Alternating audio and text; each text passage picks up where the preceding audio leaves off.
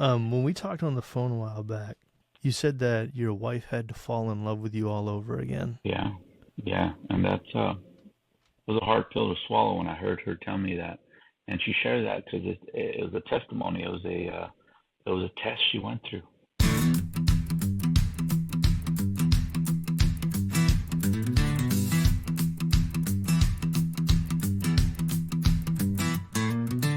Welcome to Aftermath, a Faith Odyssey. I'm your host, Conan Markey. Today we'll be interviewing a former soldier of mine, Jamie Sopena. He worked with me as a saw gunner when I was a squad leader in the 136 Infantry Battalion of the 1st Armored Division out of Germany. We deployed to Iraq together in 2006. It was my second combat tour, and it would be Jamie's first. When I first met Sopena, he was fresh out of infantry AIT, that's Advanced Individual Training for you non-military types. He was a new soldier, a young husband, and a recent father. About 20 years have passed since then, and in that time, Jamie has become a man of great responsibility. He's not just the father of one child now, but the father of a very large family. I think you'll find the circumstances interesting. Also, Jamie's walk with Jesus Christ has led him to become a pastor, but despite his high calling, Jamie's walk with God has been anything but easy. He's had to overcome traumatic brain injuries, PTSD, and brain cancer, just to name a few. Empathize as you listen to him, and you might glean something of his faith in God. Look, this podcast is not about war stories. It's about the aftermath of combat and all the different trials that God has brought us through to bring us closer to Himself as He proves Himself faithful. This journey is different for each of us. The point of this podcast is similar to what St. John says about his gospel, that these things are recorded that you might believe. Well, believe what? Believe that God is active in the redemptive work of Jesus Christ through the power of His Holy Spirit, even in the darkest of times. This is the aftermath of Jamie Sopena. Were you a believer before you joined the infantry? So it's an interesting question. I had just got given my life to Christ right before joining, so it was very new to me. So as soon as I joined, the drill sergeant, I remember vividly, Drill Sergeant Malik, and he said something that I believed in because I didn't have really reference point in terms of Christianity. So he said, "I'm the devil," and he turned red. And that was my first encounter with the spiritual. I didn't understand in that moment. I know he was not the devil, but what I was saying is like that was my first understanding of like, hey, what I just stepped into in terms of my faith. I needed some direction, and I didn't really have any reference point. So, would I say I would answer yes. I was a believer before joining the military, but it was just there was no guidance. There was no true discipleship and being a disciple of Christ. Okay. How did you decide to give your life to Christ? So I always had a understanding that there has to be some type of creator. I always understood that. One of the things that's kind of was stepped into, well, there has to be more. And what ended up happening for me is that throughout my experience joining the military, I ended up getting married pretty young, had a child, and it was in Iraq, and there at where we were. I was just standing on guard at the front gate, and with the IAs, you're helping them train, and they're going through the motions with you, so they're at the front gate there with me, and at that point, like you stop talking to them because there's that language barrier. And I remember that night I was just remember I was talking about reference point, that I went back like, well, God, if I know if you're real, if you say it, you're real, make yourself known to me. And so anyways, I go there, and there's the Iraqi army guy, and I kid you not, he started talking. I'm like, oh wow, he speaks English. And before we know, we're conversating, and he's like, you know what? He's like, I'm Christian. I'm like, I know exactly what that means. Yeah, right. And it bursted some joy in me again. It bursted something in me, and he's like, man, I'm Christian. And he's sharing. He's like, man, I can die for what I believe. And I'm telling you, for like it sends chills up my spine. Where man, at that moment, like I knew God met me in that little guard shack, and you know, I could only to where I am now, I can only look back at a reference point. God met me there. God met me there. God's always been there, but in terms of like me requesting, me summoning, this higher power, and that was that moment right there. God met with me, and through this Iraqi army guy, like man, this guy had a boldness of faith, and I remember I had a little watch, and I gave it to him. Like I was just so excited, like man, I gotta give you something. You know what I mean? I can't. And I gave him my watch, and one day we'll see each other in heaven. But Yeah, that man. was one of those moments that really was a trajectory for my relationship with Christ. No kidding. No kidding. Give me kind of like a time frame for this, because like we got into with our deployment, we got to Kuwait in January of '06. Um, where were you when this happened? So uh, uh, to, we were in Kuwait in January. This happened. We're talking about the Iraqi army guy. This probably happened. Uh, uh, this probably happened somewhere around like November of that year. So, Okay. all those months of around that's when I had about November of Okay. that year. Interesting. Did you get saved before you got married, after you got married? I mean, because obviously your wife is a believer now. Yeah. So I think it was when I when I can like unequivocally I can pinpoint a time where like okay, this was it. Like it was a crossroad. It was got when we got our unit got disbanded back to Germany. So we got disbanded back to Germany, or from Germany we went back to Fort Polk, and that's where we were stationed. So when I got saved, like God touched me, and like to this day, like this is why I serve Him. It was around November 2007, and at that time my wife was ready to give birth, and I was still drinking. Remember I didn't have reference points. I knew there was a higher power, so it was a moment where that I tried to hide things. I did, at least I thought I was doing things well to hide all these things. Like there's no issue, nothing to see here. It's like a facade, and I had the mask on. You know what I mean? It was at that moment where um, my wife's pregnant.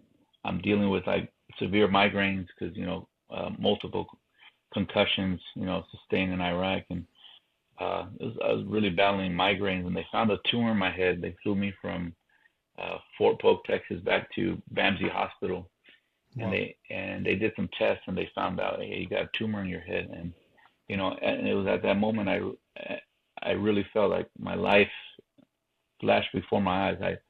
Listen, we were both in Iraq, and we know we had fear. There was a level of fear, and that's probably what kept us alive. Powerful Absolutely. book on the gift of fear by Gavin DeBecker really really helped me in this area. But it Okay. was it was something that I realized when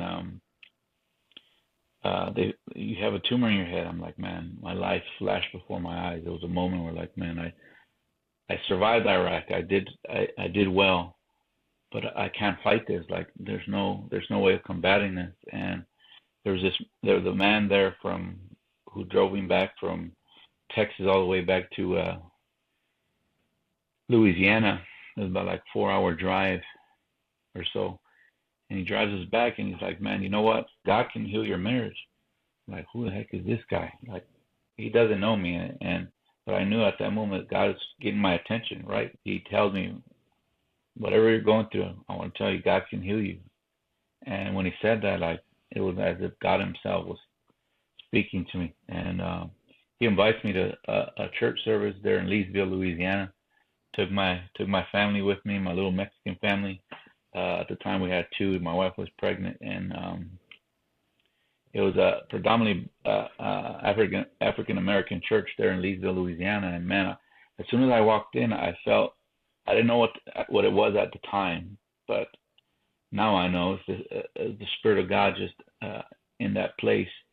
So it was a moment where God met with me there, and like I remember uh, my life at that moment. Like man, either I mentioned there's a crossroad. Either I go back to what I think I can do and hide it. I was talking to this other girl that I knew from high school, and initially it started kind of going back a little bit, but initially it started as a friendship.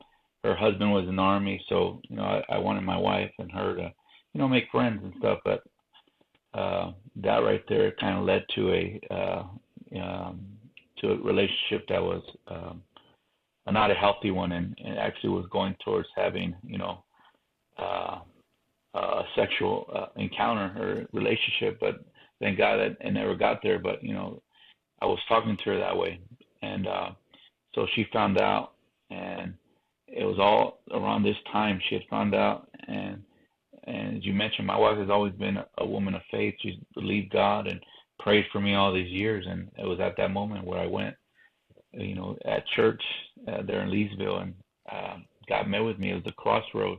Do I continue doing what I do in my own path? Right? The Bible says in Proverbs 3:5, trust in the Lord and lean not on your own understanding. In all your ways, verse 6, acknowledge Him and He'll make your path straight. So I decided, okay, either I go back to what I know, or pursue God. And there was my heart just I was just broken in tears, and like I couldn't explain like what was going on. But God met with me, and it was a moment where, like, to this day, this is why I serve Him, because it was the mercy of God.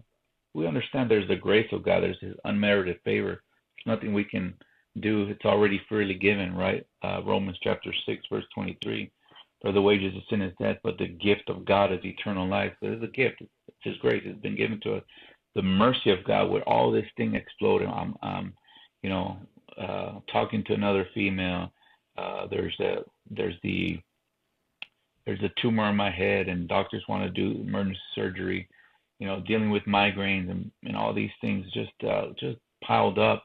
And at that moment, like I felt a release, and I felt like a weight, just a heavy weight, just lifted from me. And yeah, it was there in November of 2007 that just about a week later, my daughter was born. Our third child was born, and there was a difference, in my life. So at that moment, like I realized, man, either I continue on the path of destruction, or I continue this path that is narrow and pursuing God, and this is why I'm here today, because of that decision I made. I had no idea about any of Yeah, that, and what I love is your raw and honest testimony. You're not mm, sugarcoating anything, yeah, and I think that's what the world needs. Is we try to hide what we are, and I've had experiences similar to yours, and I am not squeaky clean at all. hmm And I hmm think that your boldness and your quiet confidence is definitely um, something that men need, especially now, man. yeah. So Yeah. the tumor, like, what's the deal with that? Like, did the army doctors work on it? What you said they sent you to a hospital I've never heard of. So initially, it was a like a cancerous tumor. So as when I went for prayer, I went to the church service. I like God knew, and I mentioned it, in that service, that God, you can heal me from this. And that tumor just, I guess it shrank, and now I continue to monitor it, obviously, and it's actually more of like what's called a cyst, or they call it arachnoid cyst. So it's kind of the um, part of the cerebral fluid that goes down the back somewhere, that has to do with that. So I continue to monitor it yearly, so just make sure it doesn't grow anymore. But it was one of those moments like, yeah, man, that tumor was big. They actually showed me, and I was just afraid. You know what I mean? Like I think it was an absolute miracle. Like it was it was a big size, and now it's it's not much of a concern in terms of like, hey, we got to do surgery, otherwise this is going to spread. So yeah, that was just an absolute miracle from God. What did the doctors think about all that? Well, there's a multiple things that are happening. I'm still dealing with some of that in terms of like the migraines and stuff. They haven't gone away. Um, so I'm actually going to see a neurooptometrist. Like I finally feel like there's some. I'm getting the validation. Some of the things that I've been battling with. Speech was a big one. I had to go through a speech pathologist. Just to learn the some of the issues that I've had and memory issues and stuff. So that tumor has been there. Uh, when they found it, now where it's at, the arachnoid cyst, it's just something that we continue to monitor, and it's what's caused all these migraines through the years is just the concussions and things of this nature. So I'm just trying to you know stay on top of it. For a long time, even after I got out the army, like I just let it go. It'll fix itself. But some of the things you have to stay on top of, and you have to care for yourself, and Right. So you had this tumor shrink, and God brought you onto His straight and narrow way, and mm, your wife is still with you. She's clearly forgiven you. How many kids do you have now? we have a total of 11 kids. That blew my We've mind, been man. married. We've been married 21 years. It's been Congratulations. 21 years, and without my wife, none of this works. Not we can't operate. And she's been my um, you make a vow, through thick and thin, better for worse. You realize, there's power in those words, and the scripture tells us, there's life and death in the tongue. And I remember just thinking of that just recently about we did a little Bible study this past Wednesday about the tongue, and but I keep getting reminded, the vows I made, and part of where we're at in life now. My wife, she's been about 2 years cancer free now. She battled cancer for a good 9 months, and that was a big deal. But we can talk a little further on that. But my wife, without my wife, like there's times where I go on my own, and it's like, man, I don't know how to do, I don't know how to, you know, I don't know how to do things anymore. It seems like I get short circuited without my wife. So, Of course. but I'm so grateful, what I mean, because she's been there since day one, and been patient with me, and so all glory to God there, because I don't know, I tell her, like, man, I don't know, I would be putting up with someone like that. So grateful for her faithfulness. So she's all right? She's doing okay. Oh, she's doing great actually. She just got some her blood work back, and she's healthy, and there's things that cancer does to your body, that what we call the aftermath. Just little things that it's like an earthquake. It just wipes things out, and it just shake it every area, every nook and cranny of your life, and it's like it's now you're just left with the pieces after once cancer is gone. So it's like little pieces by piece. He's just trying to regain some of things that were lost. And one that stands out is that just the ability to do things right, to be able to cook and have a meal ready, have a meal, um, follow certain things, on a schedule.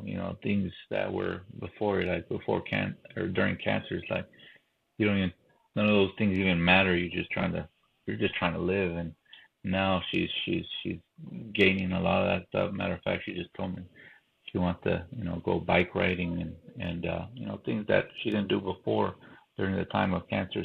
So now it's she's doing great, and it's one day at a time for us. And man, I honestly can't imagine, dude. Like, I mean, Yeah, that's. But I'm grateful for your faith and for yeah. your testimony and your wife's testimony. You talk about fixed points in time. Do you have a fixed point in time where, like, God's calling me to be a pastor? Has this been an erosion or a progression or? Um, so early on, when I was basic training, that's where it all started. Like I didn't even know I said that, and I tell this story to people, and it's like, man, what the heck was I thinking? And it was, I mentioned there's power in the tongue. There's life and death in the tongue. I remember in Bible study, I still talk to this one of my guys that I went to basic training with. We were leading like a little. He was leading a Bible study. I was just kind of joining along. You know what I mean? Like I wanted some substance to, something that was new to me at the moment. So he had a little Bible study, and he would do that like usually after Sunday, uh, on Sundays. But I remember, hey, we were already talking what we're going to do when we leave basic training. Some of them were National Guard, so they already, the life were going on. But some about active duty, we still had, years before, we could think of that. So, Yeah. I kind of joined in the conversation. It's like, oh yeah, I'm going to go back to my job. I'm a salesman, and this guy, in particular, I'm telling you, he was sharing what he was going to do as soon as he, basic training was over. And then they asked me, and I kid you not, I said that I wanted to be a pastor. I remember saying those words as soon as they were done. Like, what the heck? Where did that come from? And this was back in this. Yeah, this has been well over, about 20 years. And I remember saying that. I'm like, why the heck would I say that? But about back in 2011, I went to like a missionary trip to Honduras, and at the time I was going to school to be a nurse, a male nurse. And I was determined because I already finished my prerequisites, and there was a high demand for that at the time. And I was on the fast track for that. And I went to this trip with my pastor at the time. We went to Honduras, and upon getting there, like there was a missionary from the States, and we get there, and we thought we're like, we can go chill, find our living quarters. And as soon as we get there, the pastor there, he's like, nah, man, we got to go pray with this guy. He's battling liver. He's turning yellow, and we lay hands on him. Bible says lay hands on the sick, right, some of the gifts. So anyways, he's showing us, we're praying for this man. He's probably like 60 years old. His mom was there. She's probably late 80s. And, well, the man was dying, obviously, and in Honduras, you have to have the money up front to go to the doctor, even to be seen. And we lay hands on him. We believe God for, His will be done, that God will bring healing in his life. And immediately you could tell, right, there's some hope in his life. But anyways, that night, the following night, there was a church service. We were there. That's part of why my pastor was there, right, to support and So anyways, yeah, that man shows up to church that evening, and man, like whole different guy. Like he's not yellow anymore. Like he's vibrant. He's trying to help out, and just like the less than 24 hours before, he was on the ground. He wasn't even laying on a bed. He was just on the ground, and it's like, man, something happened to him, and I believe a miracle happened in his life. Man, that changed me. As soon as I seen that, it changed me, because it was like, man, something's happening here. There's a power going forth.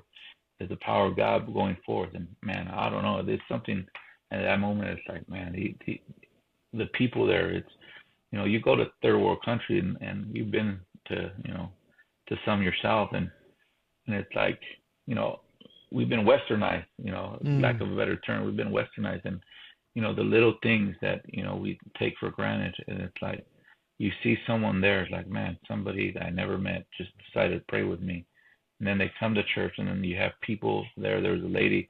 She had just got another story, and it's Honduras too. She had just suffered a stroke, and half her face was like drooping, and uh, her husband, he had a motorcycle. They had two daughters. I remember it was raining, and it was the first service. Part of the reason why we were there. So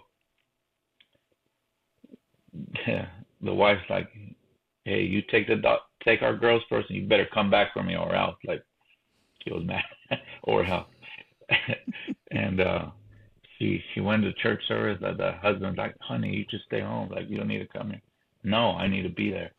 And it was like there's the urgency, the hunger for the word of God, the hunger for the presence of God. It's like, man, that impacts me. I'm thinking I'm going there to make impact on them, to make a difference there, but man, it changed me. Yeah. And going back to your question, it's like that's what changed for me. Like I knew, like, because I was writing a paper, believe it or I was writing a paper um, on what you want to do with your future kind of thing, and I remember sharing it like 2 days prior before it was due. Like I had to change it because I'm not gonna say I had ambition to be like a physician assistant. Mm. So I had it on there like I had to go back.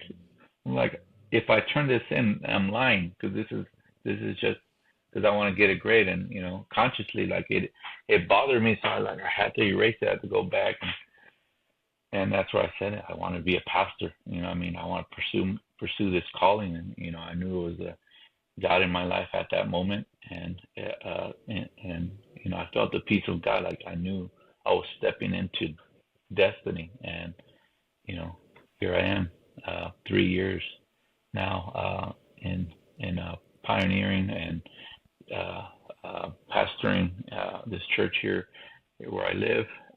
It's my assignment, so There you go. I'm enjoying it. I know what you mean by pioneering, but Mm. explain to maybe a broader audience Yeah. what pioneering is. So pioneering, I was at a church for close to 15 years under my pastor, under just his leadership, guidance, and under another man's authority.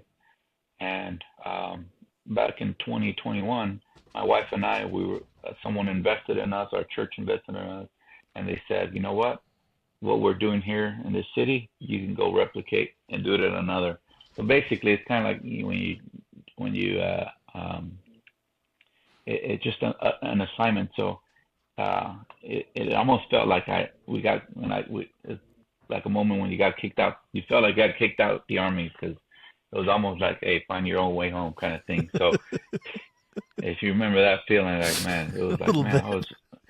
I was just in the army, and then I'm nothing anymore. So anyways, yeah, pioneering is starting something from nothing.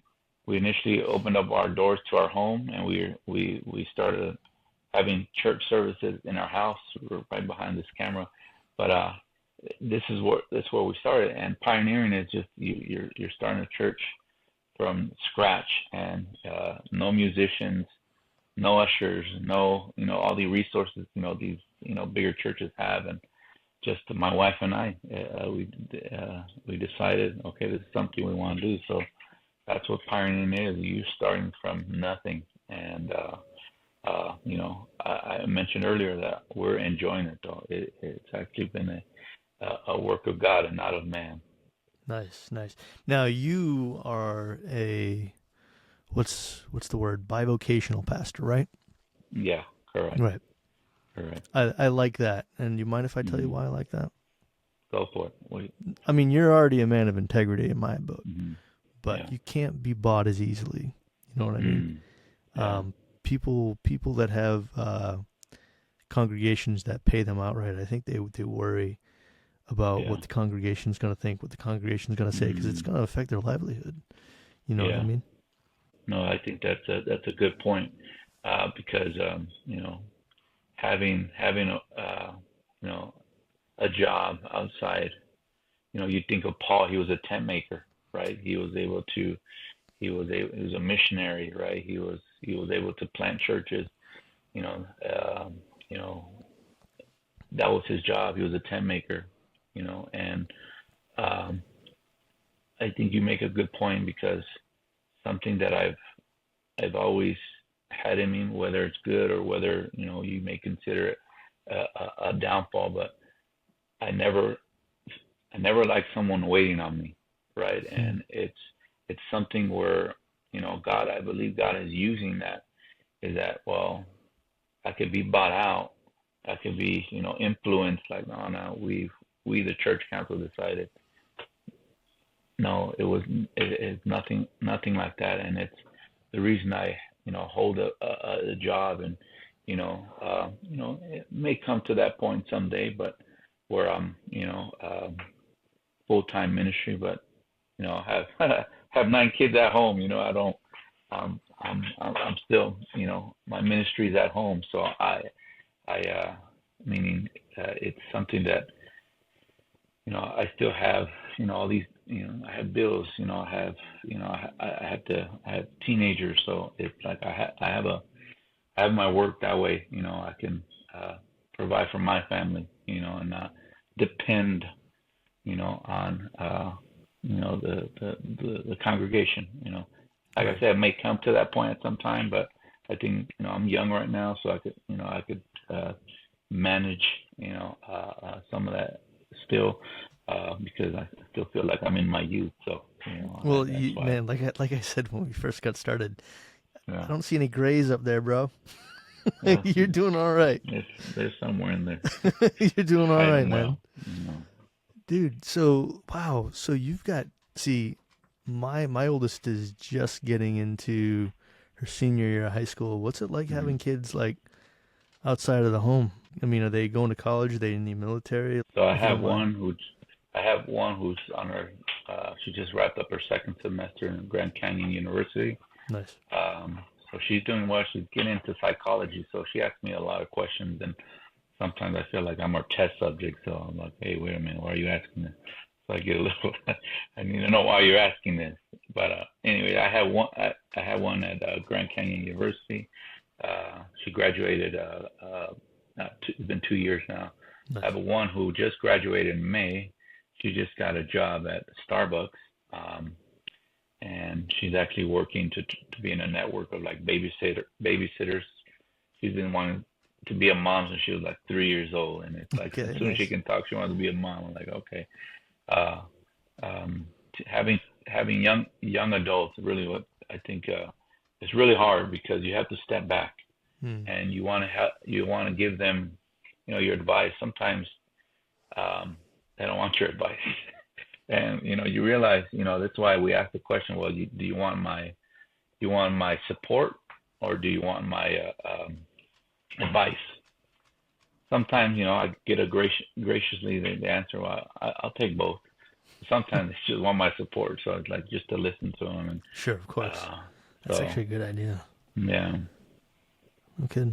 When we talked on the phone a while back, you mm, said something. Well, you said a lot of things that struck me, but one of the yeah, things that you said that I was hoping you could elaborate on more, and it yeah, may be a part of what you already told me, but you said that your wife had to fall in love with you all over again. yeah, yeah, and that's was a hard pill to swallow when I heard her tell me that, and she shared that because it was a testimony. It was a test she went through, and I like when I came back from you don't know, you're not really thinking, oh, you got PTSD, you have these issues, you got anxiety, there's depression, there's things that you haven't processed. So war can do some of that stuff if it's not processed. Uh, so I had to go through therapy, and that's a whole different thing. But my wife, I mentioned part of my testimony when she found out I was talking to another female or another lady. There was things that I was doing to, I was in my right mind, and like I was more aggressive. I wasn't gentle like I was. I wasn't patient anymore. I was rude. Uh, there was no filter, and I said what I said, and so coming back, and I'm smoking, I'm drinking, so who's this guy? That's not the guy I married, that's not the guy she married, and coming back from Iraq, you don't know if he had these issues. You're just trying to, you know, this is why a lot of our buddies, they they would drink, kind of to suppress those. And so yeah, my wife, she when she said she had to fall in love with me all over again because I wasn't the same guy. We change, and I've been married. I mentioned 21 years, and it's like, yeah, man, we continue to change. And when she had to fall in love with me all over again, it was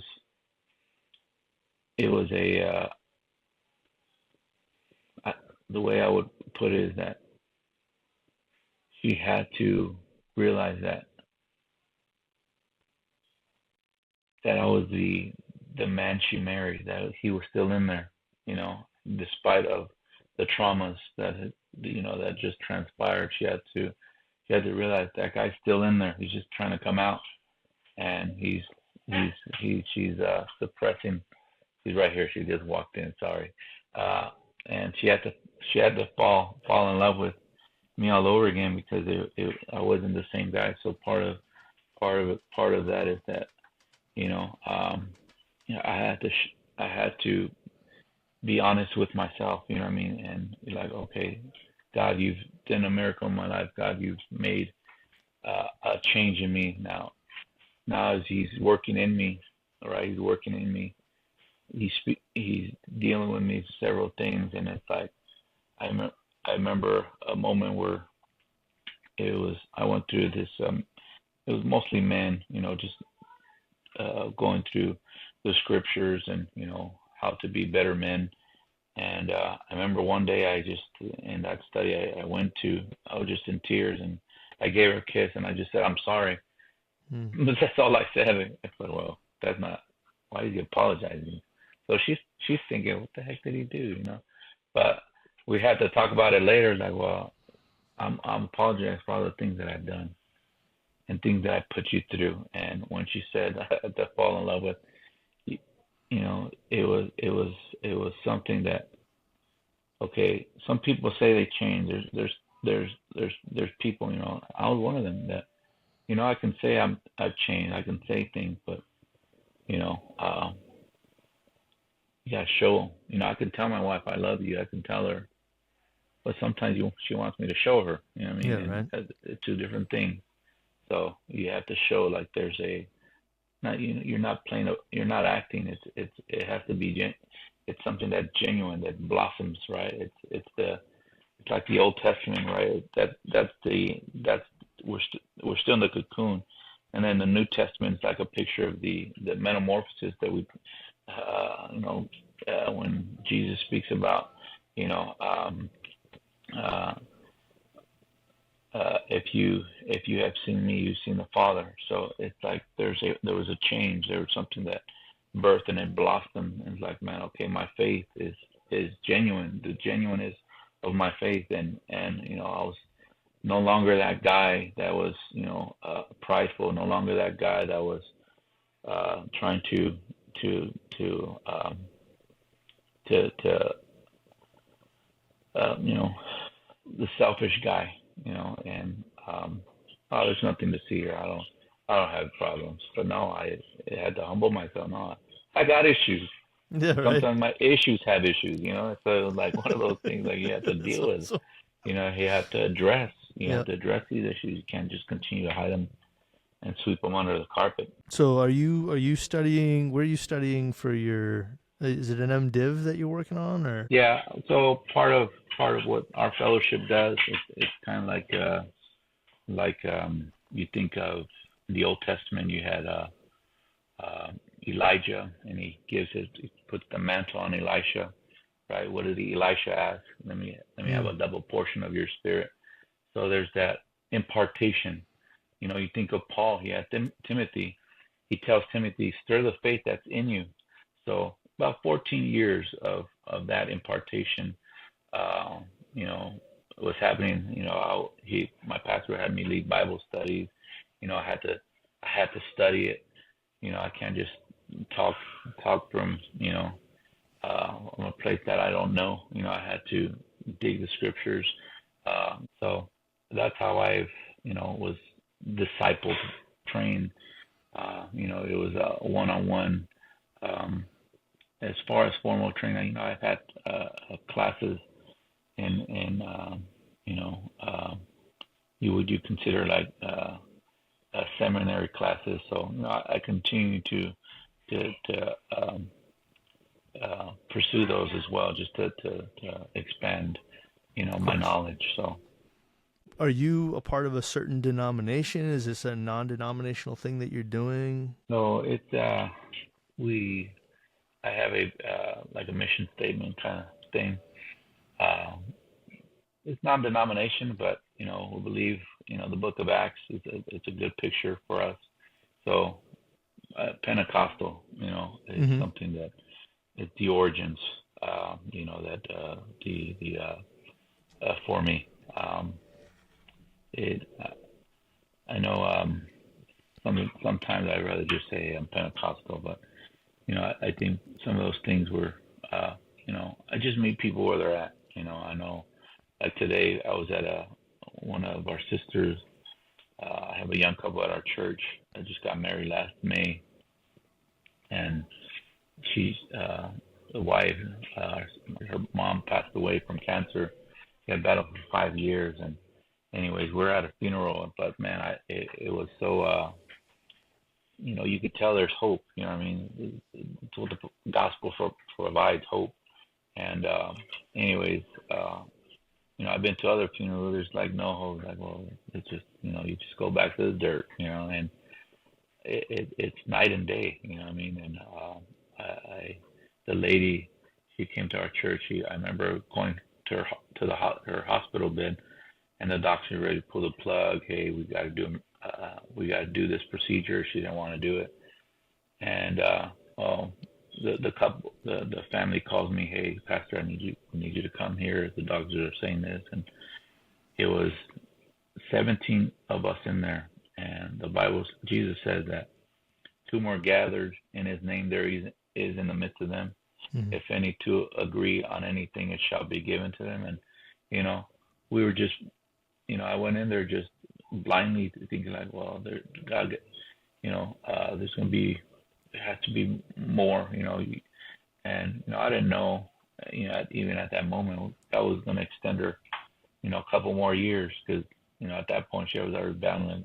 It was her fourth year or so, going into her fourth year, and God extended her a couple more years, and I got to know more of her, meet her kids, and she was the kind of person that she was first time she came to our church, she gave my wife a big hug, and she was explaining to me.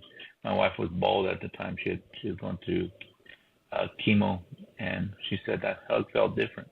And she tells her like, "You're going to be okay."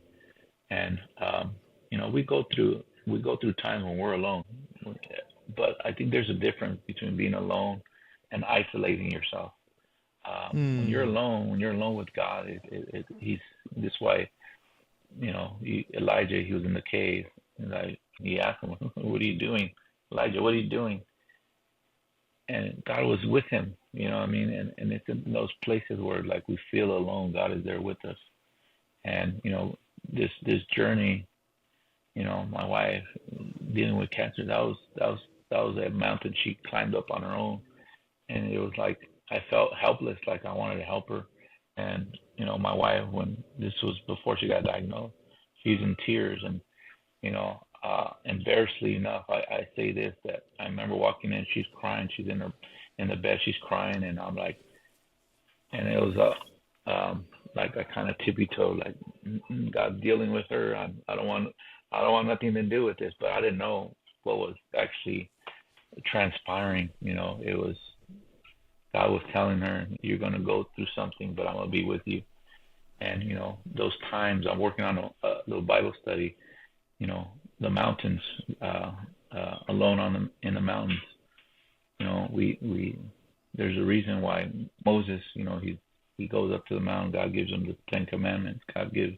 Speaks to him, and he's alone, right? And you realize part of, even in ministry and things that cost you something. It's like you're alone. You know what I mean? Like, and I think that those are the places God wants us the most. That's why Jesus tells us. They ask him, teach us how to pray. And he said, you must go into the secret place, close the door behind you. And it's a picture of, like no one's there besides you're alone with God. And, I think it's always been that place that, now as we grow in faith, it's like we tend to forget, like, that's where he wants us. That's where he wants us alone with him. But, we fill our things with pleasure. We fill our things with, we occupy our time with things that mean nothing. And, God wants us, to put us in that position where, hey, no distractions, no, you're not going to pursue other things. It's like, it's going to be me and you, because the Bible says he's a jealous God, and wants us to himself. You, just kind of an idea that came into my head while you were talking. And this is actually something that I've struggled with myself, and why I think that God doesn't want me to do the didactic thing is that people have a tendency in getting caught up in being correct theologically, but they miss they miss the intimacy with God part. You know what I mean? And we become kind of like Pharisees, because we know about God, we know what the scriptures say, but at the same time we don't pursue him the way that you're talking about, and that being alone and God being a jealous God. And I'm glad that you brought that up, because I think we miss our birthright. Something that I think about a lot is I think it's in the book of Luke, where Jesus is being dedicated at the temple, and an old man and an old woman come to Mary and Joseph, and they say something to the effect of, God told me that I would see the Messiah before I died, and they know that it's the baby. And the thing I think that the scriptures say about those two older people is that, they basically worship God day and night. And these are people without not necessarily great theological understanding, not with any kind of credentials to their name. And all of these Pharisees and Sadducees and religious leaders, they all missed it. You know what I mean? But it was these two devoted worshipers who worshipped in spirit and in truth that were allowed to see Jesus Christ and know who he was, before really too many other people knew. To your point, you mentioned, like, we become like the Pharisees, right? Remember one of the prayers, like, God, at least I'm not like one of them. Like, bro, get the heck out of here. That's you. You know what I mean? And you're self-righteous, and that's a battle. If I'm being honest, like for me, like, I'm selfish. Most of us are selfish by nature, but I actually kind of take it a step further. I'm very rebellious. Really, God spoke to me. I read this book just this last year. It's called Undercover by John Bevere. Okay. Great book, John Bevere, and it spoke to me because I'm rebellious. I'm rebellious by nature, and it's like I'm a pastor now, and God is using me in an arena like, man, I know myself, and the fact that God will still use me and say, no, I see you're faithful in the little things, and God has worked those things in me, and continue to work things in me. I'll be lying if I told you like I'm not I'm far from perfect, and so it's just one of those things that I believe that if God works with our willingness, we're willing to be faithful with those little things, man. I think that's one of the things I want your viewers and listeners to take away is that God, what He does and what He's done in me, right? God does not call the qualified, right? Mm. I could have all these degrees. I go to seminary. I was taught under John MacArthur. I love that guy anyways, but Yes, so do I I. was taught under this person, right?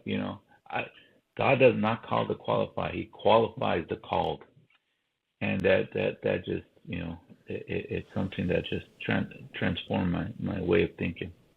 So, okay, Yeah, like you brought up, like I'm a John MacArthur fanboy, yeah, yeah, yeah, but now I'm curious about something yeah. because he is very um, against the Pentecostal Hmm. movement and things like Yeah, that. And you said that you're yeah, Pentecostal, yeah. and I was very wary of the Pentecostal movement because of Hmm. him.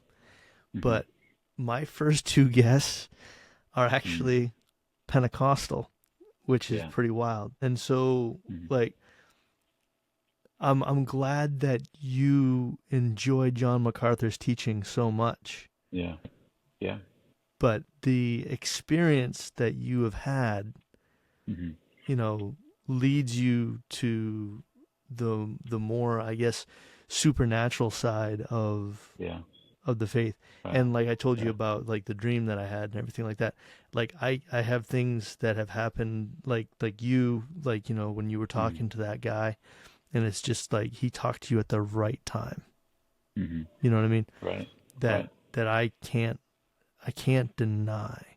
So Right. what do you do when you've got a guy that you like John MacArthur, but he's saying something that's contrary to your Yeah. faith experience?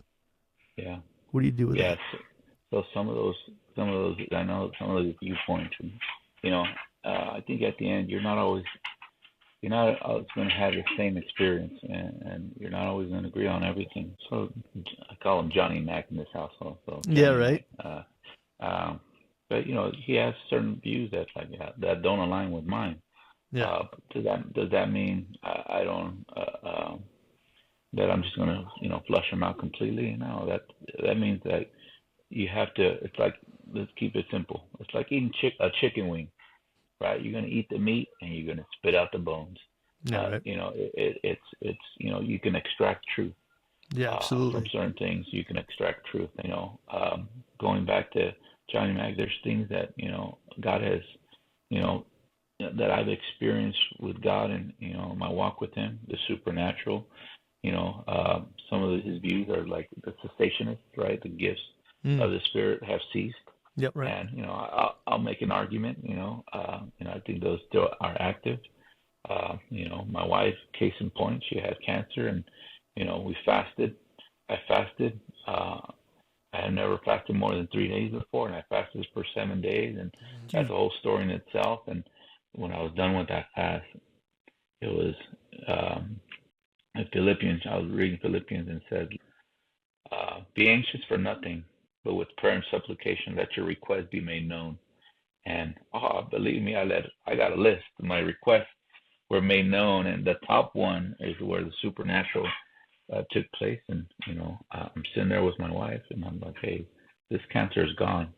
We go to the doctor, and sure enough, we tell him, "Hey, I ask him boldly, hey, as soon as these results show negative, what's our next step?" He's looking at me like I'm an idiot. Like, what the heck are you talking about? Like, well, as soon as these results show negative, what's our next step? Well, we'll determine. Well, once we get the results, we'll determine our next steps. But because we don't see you haven't had a scan for the past 4 months, I think it's time for one. And sure enough, as soon like 2 weeks later, she's getting chemo, and the nurse, a good guy, Steve, uh, he's he gives her the letter. He's not supposed to read the results. He said, what you're looking for is in the back.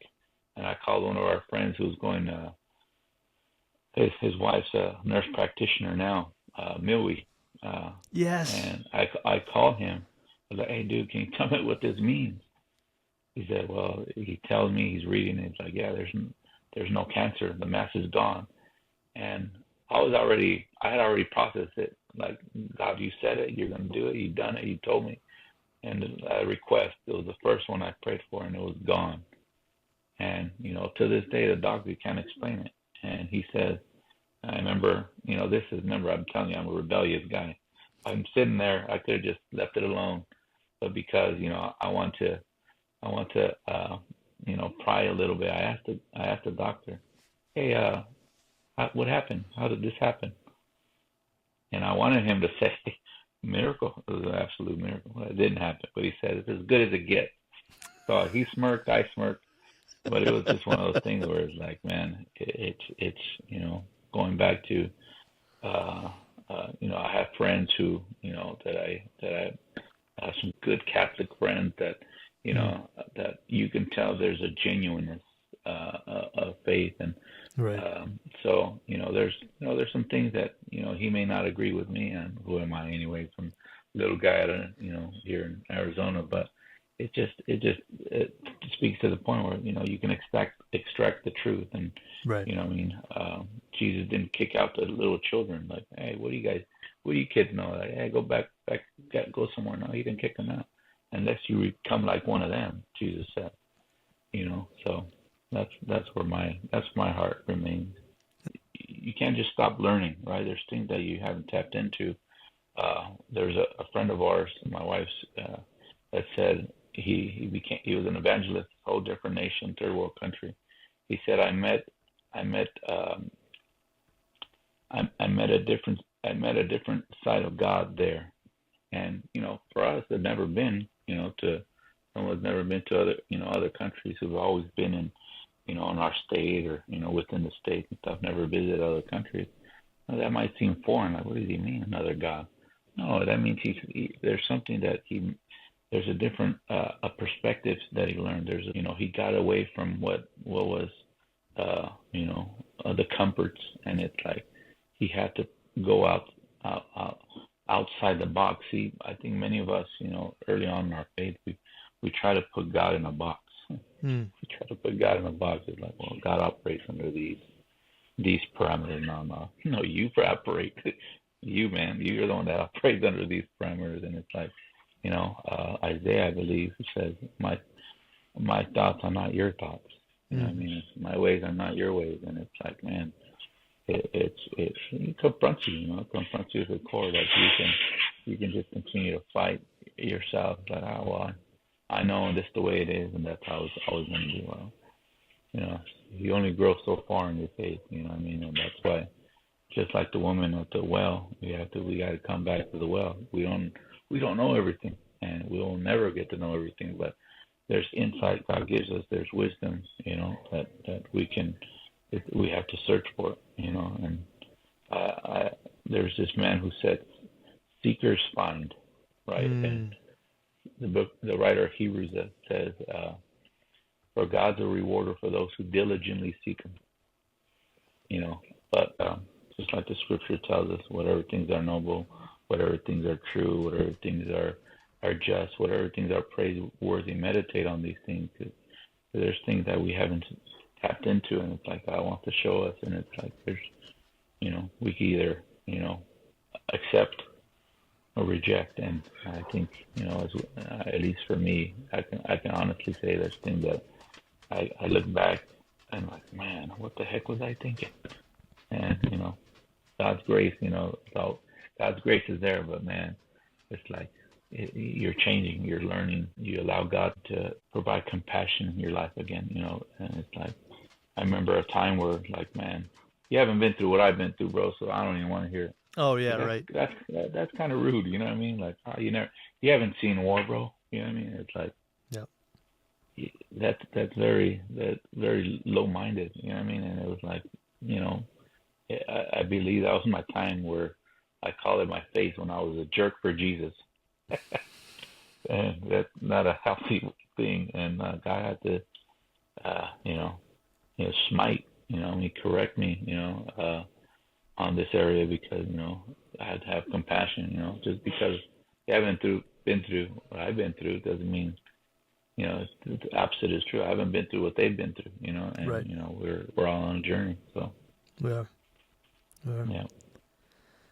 Um, I want to ask you two more questions, Okay. and then we can go if you want to, or we can keep talking or whatever. But Yeah. one is you have a large family, Yeah. and you deal with a lot of different personalities. Yeah. How do you approach impressing your faith upon your children? Is it do you do something structured? Is it more like just kind of feel the kid out, like a little bit of both? I mean, obviously they have to go to church because their dad's the pastor and it's happening in their Yeah. home. Yeah. But like, just kind of wondering if you could talk on that a little bit. Yeah. Our it's I think it's fair to say that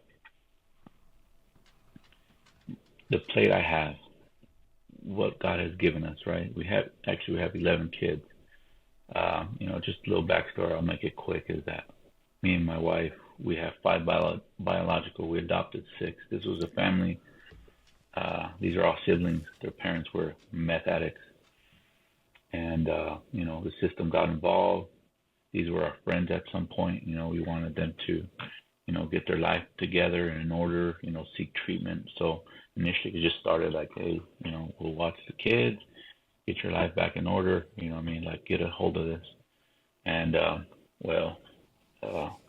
mom continuing the drugs, and the dad the same thing. He got caught up with the law, and now he finds himself in jail. And it's felony after felony, and it's just. But anyway, so just to make it short, it's like we had officially adopted them, the six kids there by I believe April 2021, and they've been with us since like 2015 on and off. Okay. So it's already been 10 years, and but anyways, it was a decision we don't regret, and part of what we're your question having a big family is that I shared this earlier in the beginning of is that ministry starts at home, right? And the example you set at home, right? That's like a child. They're blank pages. They learn more from what they see, not from what you say. So, my wife and I made that a priority, right? Is that I can't just be a Christian by word. I think it was Paul that said, my work, talking about his faith, my faith by works, I'll show you my faith. So I think it starts with just, you have to be an example. How on a day to day, you be an example is, you're waking up in prayer. You're, before you drop the kids off, you guys are praying together. You say a prayer. If it means, at the end of the day, we gather for dinner, we pray before every meal, and it's like, just the day-to-day things. We take these for granted, and the Bible says don't despise the small beginnings. So it's in our home that is structure. It's where your home is where there's order. Otherwise, there's no order. There's chaos. There's chaos. There's disorder, and I think when God got a hold of me, I began to see things like, oh man, the responsibility is on me, and it's also on my wife, but heavily on the man at home. So it's like, I'll take my kid like a little bit after, our call. We're gonna go to the corner, just like John the Baptist, and we have a band in our church and play some music out there. But There's time when, I'm preaching the gospel on the street corner. Yeah, I'm that guy. Nice. But, I think by an example, I mean, it's, I think this would, I have a lot of youth members that go to our church. Predominantly, they're youth, all under like 23, I'll say about 80% of them. So I don't want to squander this. I think this is a good thing. So, like they see the genuine, they can call out the bro, you're faking it, and it's they're able to distinguish a lot quicker. Like, oh no, these guys are just playing a role. They're acting, and a lot of the youth at our church, they're like involved. They want to do things. They're doing things on their own. They're imitating, right? I think it was Paul that said, "Imitate me as I imitate Christ."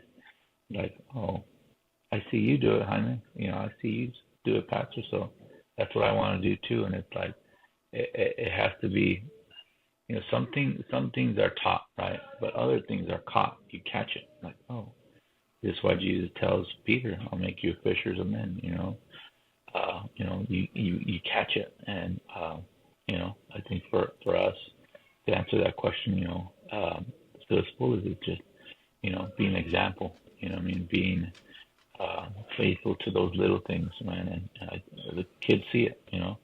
Oh, mom, you're always praying there, drinking your coffee. Well, even as a kid, the kid grows up. Like, I know where to find my mom. I can find her in her prayer time, reading her Bible, drinking her coffee. Like, and it's like, you grow up and it's like, man, I know where my mom was. She was praying. So yeah, that's where it starts, and be an example. I like that.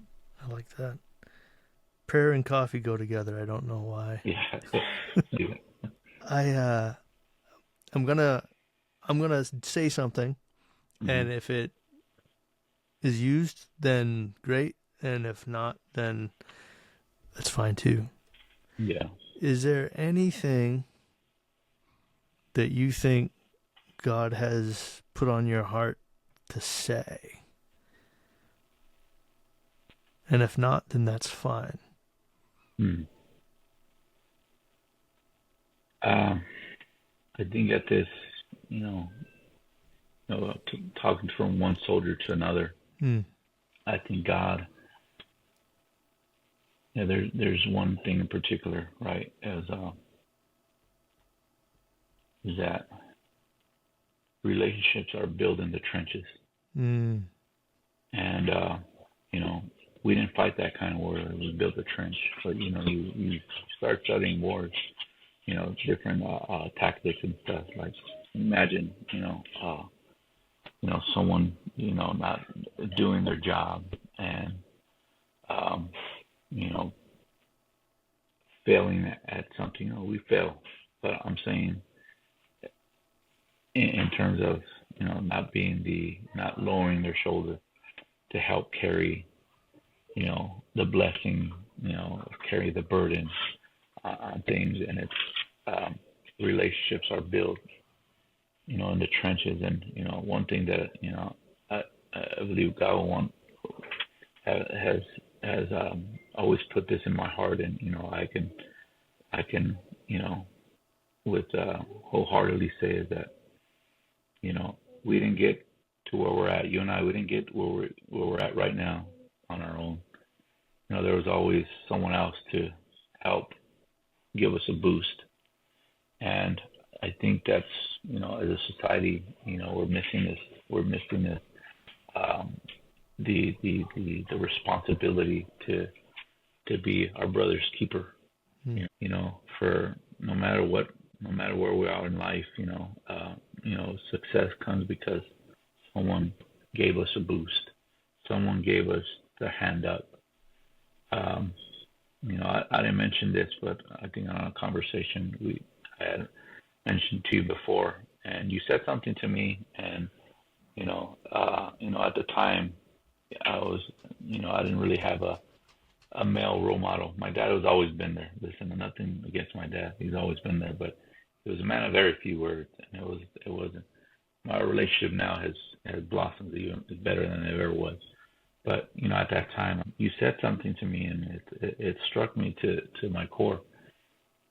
And you said the first steps in becoming a man is knowing when to ask for help. And just like Elijah was in that cave, just like Moses on the mountaintop, just like these characters in the Bible, like they're willing to ask for help. You think of David in a moment where he lost his wife, he lost this city in Ziklag. They were there. His own men tried to kill him, like stone him. Let's kill this fool. He don't know what the heck he's doing. And the Bible says he encouraged himself, and he asked, "Go give me the ephod." And it's a picture of part of in our Christianity is like pride is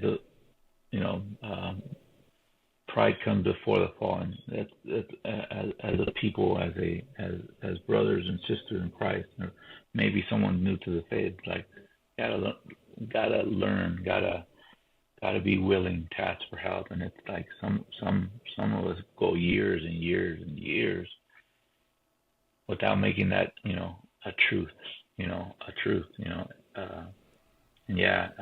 that stuck with me. So I think those relationships where we get success, where we have breakthrough in our marriages, where we have breakthrough in our finances, even it's because we're willing to ask for help, right?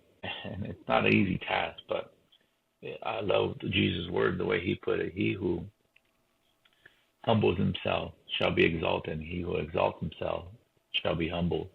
Either you're going to humble yourself and ask the questions, ask for help, or God's going to humble you.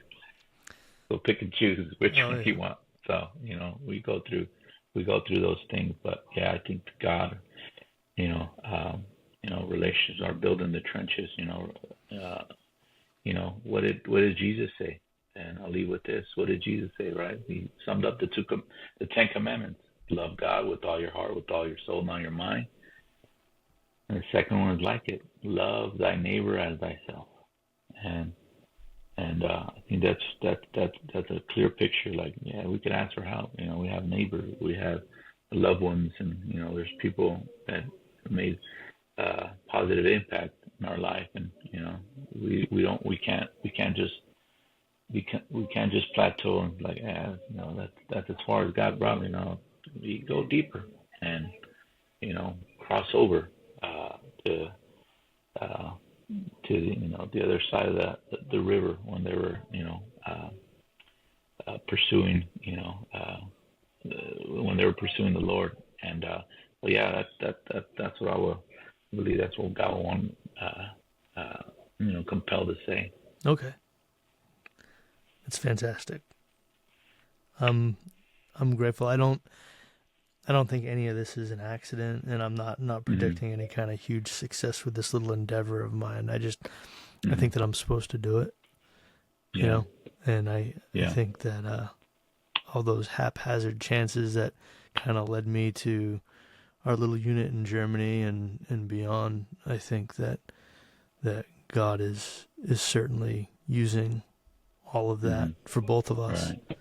Truly. Yeah. So you're going to go do some street preaching, huh? Yeah. So we have a church van. There I think 5 or 6 of them. Only one of them is not my child, but he's one of the guys that go to our church. So we started playing bass. So kind of added to some of the more styles that they can play. So it's been fun, man. You've seen them grow. About to take them to Claremont next month. We can go visit Milwee out there in Temecula. But yeah, he let me. He's like, "Are you sure, bro? I got all my kids. I can stay at your house." I'm like, "Yeah, come on through." All right. So, but yeah, man, it just. Yeah, that's what we're gonna do, man. It's I think faith faith is putting it to work. You know what I mean? You know, the Bible says, the writer of Hebrews says, without faith, it's impossible to please God. So yeah, we're just going in faith and we'll see what happens. So Good. So that was my old army buddy, Jamie Sopena. I hope that you enjoyed listening to him. I hope that you appreciated how patient God had been with him through his entire life. One thing that I enjoyed about Jamie's testimony was that his relationship with God kept beginning, was always proceeding. That you ask him, okay, well, when were you saved? Well, it began here, and then it continued here further down the line. And then my back was against a wall here, and it just evolved. And God was slowly bringing Jamie Sopena to himself.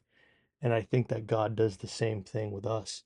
You may be saved, but it doesn't mean that you are necessarily far down the road of sanctification, that this being made perfect is a slow process, and it is a process that you have to continue with, have to go back to over and over and over again.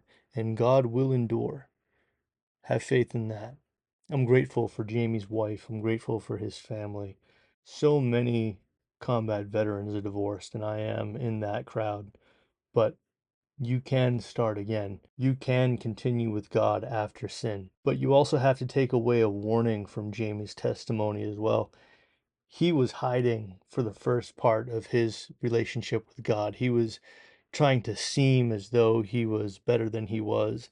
And at the point of being broken in spirit enough to that he just had to become vulnerable with God. And I think that every believer comes to a point where they have to decide if they're going to be genuine with God and themselves and with others.